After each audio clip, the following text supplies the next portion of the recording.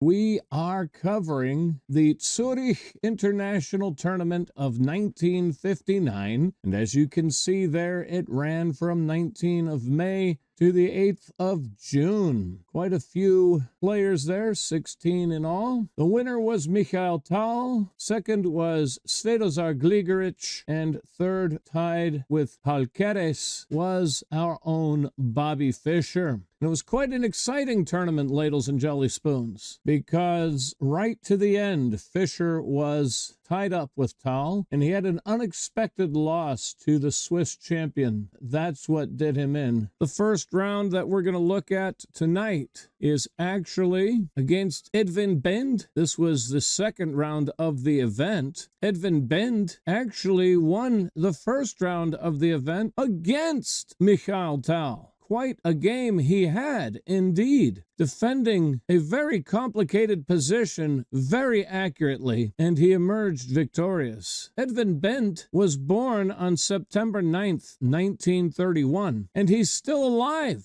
at 92 years of age. A Swiss chess player, also an author. Now, here he was a national master, but the following year, he became an international master, and he was also the champion of Switzerland in 1966. But at 92, he's still an active player today. That's great. I hope I'm still playing chess at 92. I hope I'm still breathing at 92. All right, so off we go. Bobby Fischer with the E4 move. No surprise there. C5 is the Sicilian defense. Knight F3. And G6 is your hyper-accelerated dragon. Wow. D4, pawn takes pawn, knight takes pawn, knight F6, knight C3. And here, Bhend does not follow the ECO, which is D6. Instead, he plays a very thematic bishop G7, but not usually where this move is played. The book move is D6. And that's answered by, I'll show you all the moves, bishop e3, and then bishop g7 is played, usually. The Yugoslav variation is f3, and then we see castles. Queen d2, forming a battery along the c1, h6 diagonal. Knight c6, and then bishop comes to c4 in the main line. After bishop d7, we get a queenside castle from white. And of course, you would expect without a c-pawn for the queen's rook to come to c8, which is the old line, by the way. The bishop gets out of the rook's line of fire by retreating to b3, and now knight e5 is played by black. The book continues with h4 and then h5. Now bishop g5 is played, and the rook comes to c5. White tucks his king to the b1 square, out of the rook's line of fire, and out of any potential attack along the h6 c1 diagonal. b5 from black, with the idea of b4, but after g4, black typically plays a5 first. And this, of course, gives you the option of playing a4 or b4. Now that's the book line. All right, let's go back. In this game, Bhend goes with an immediate bishop g7, scoring a question mark from the annotator. Well, I question whether it's a question mark, but it certainly is not the book move. The point to d6 is to prevent e5 from being played. And since he jumped the gun with his bishop, which usually comes after the d6 move, Bobby immediately points out his error and plays pawn to e5, attacking the knight and sending him back to bed. Go to your room, young man. Knight g8. Bishop f4 here, knight c6, knight takes the knight, and the knight's pawn takes the knight.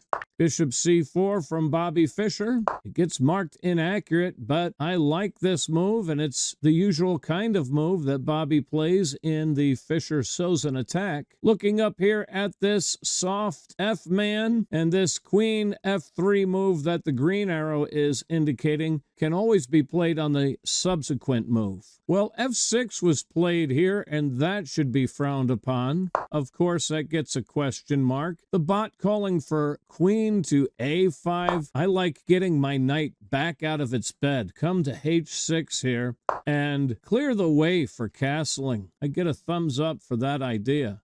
Bhend playing pawn f6, and now e6 from Bobby Fischer. Pawn takes the pawn. Do not play pawn to d5. That might be tempting, but that can be captured by our knight. Oh, yeah, ladles and jelly spoons. And after, oh, a double exclam. Double exclam for Coach Daniel. And the point here, after the pawn takes the knight, notice my bishop covering b8. I can take this with my queen, and if queen takes the queen, we win our opponent's rookie, and we're going to eat it like a cookie. The rook is trapped. Let's go back.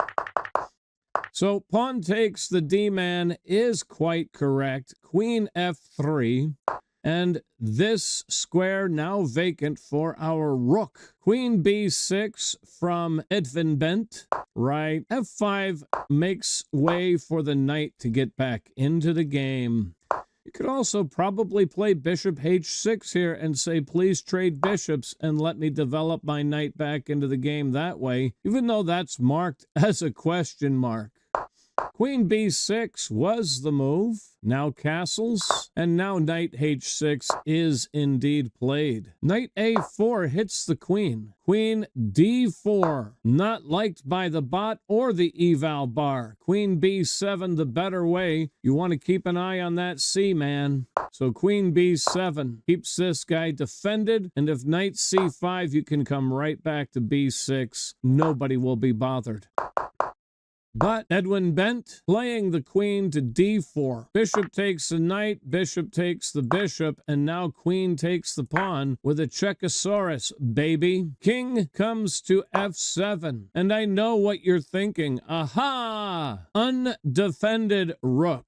Well, Bobby opted against capturing that rook. Instead playing queen's rook to e1, super attacking the e6 pawn. But if you take this rook, he will take your bishop, and if you take the pawn, he will take the c-man, and it's not clear whether your rook for the piece has proven any benefit to you. Even so, you have these two passed pawns on the outside. You have better chances with the line played by Fischer. King g7 could be played here to get out of this line of fire. He went with rook b8 because he was worried that that rook would be picked up in due time. So now bishop takes the pawn with check. King to g7 here, and the bishop backs up to d5. Black plays bishop g5. Now rook e4 hits the queen. Go ahead and take the pawn with check. Of course, it's a free move. Queen d2 is played here, but now he takes the pawn with check.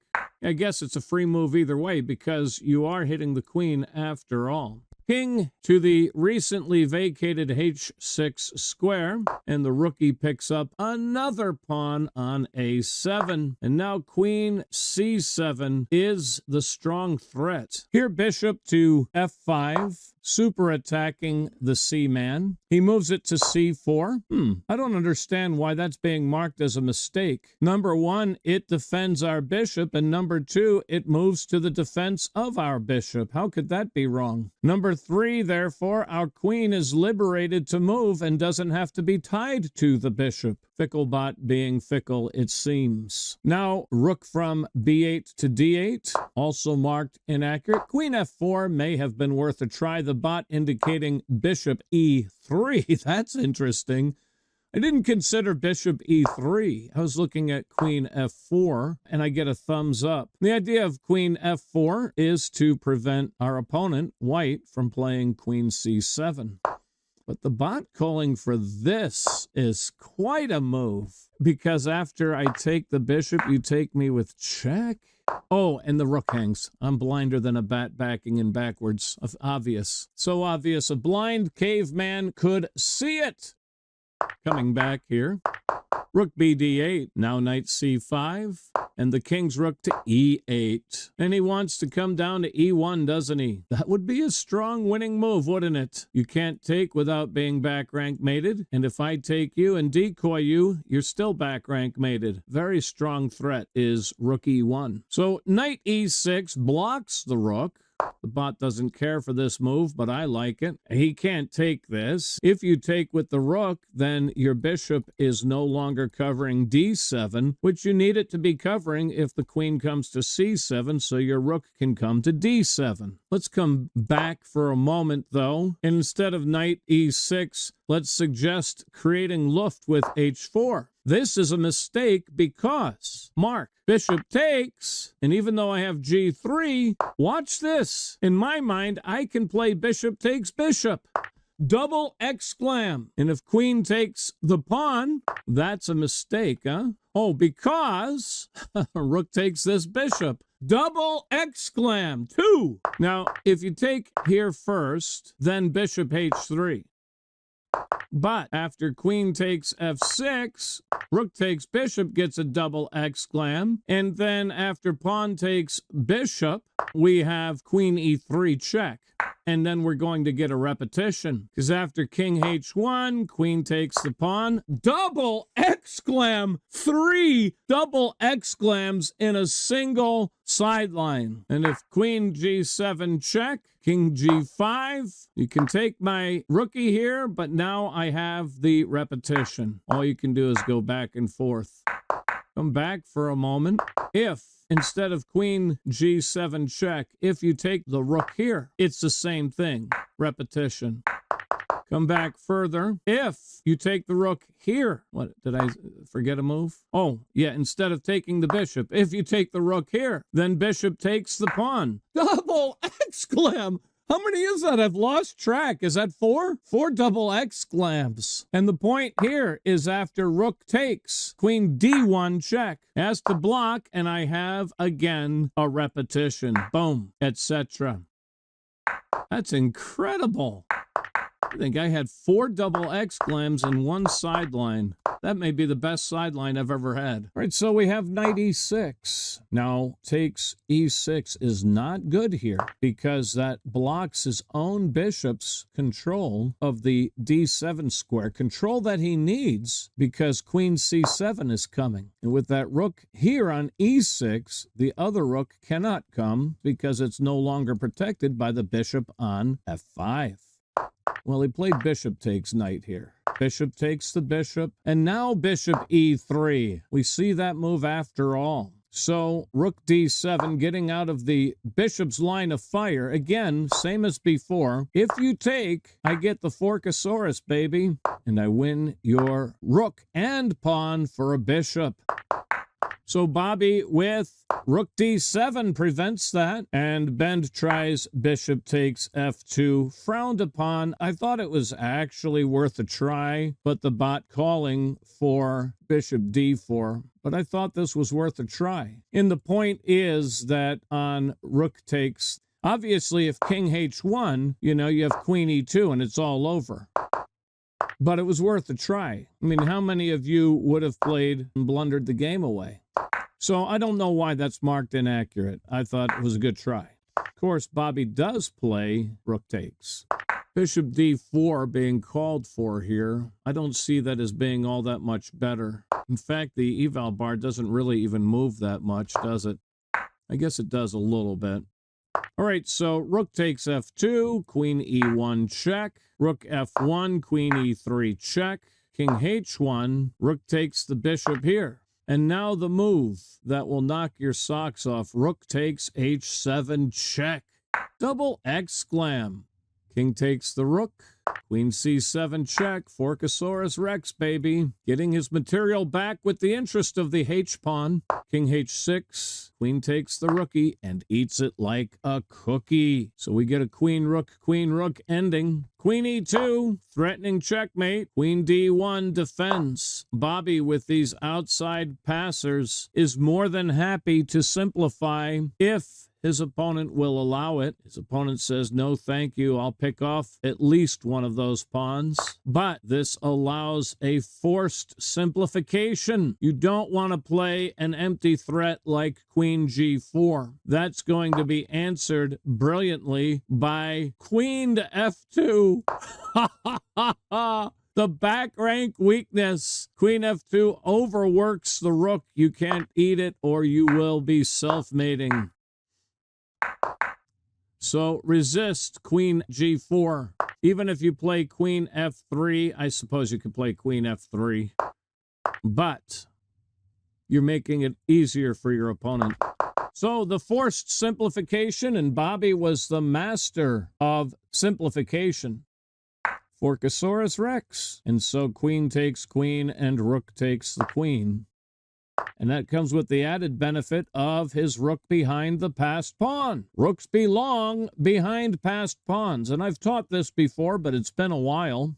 I want you to use your imagination and take a stroll through the mall with me. And in the center of the mall, you have the elevator with the glass sides. You can see the piston in the elevator shaft beneath the elevator carriage. I want you to think of this rook as the elevator piston, P-I-S-T-O-N. I want you to think of the pawn as the elevator carriage, and I want you to think of the file as the elevator shaft, and see how the rook, as the elevator piston, pushes the carriage up to the top floor. Rooks belong behind passed pawns. Rook e2 was played here. a3, c5 will be coming in due time. Rook a2 because black says rooks belong behind passed pawns, but now c5 and you can't stop everything. Rook takes the a-man. c6, marching to Zion. Rook a8, c7, and now rook c8 is a very temporary blockade. After king g1, king g5, they reached the time control. I'm sure king f2 was probably sealed in an envelope. We're not told. But they reached the time control. Adjournment was made. No doubt king f2 is the next move. Maybe g3. But before the game resumed, Edwin Bhend notified the arbiter that he has resigned. Bobby's accuracy in this game was 92.5 with a 2750 single game rating assessment. He really outplayed his opponent here. He was better than Bhend in the opening. He was definitely a cut above in the middle game, but the accuracy in the end game simply outshined his opponent.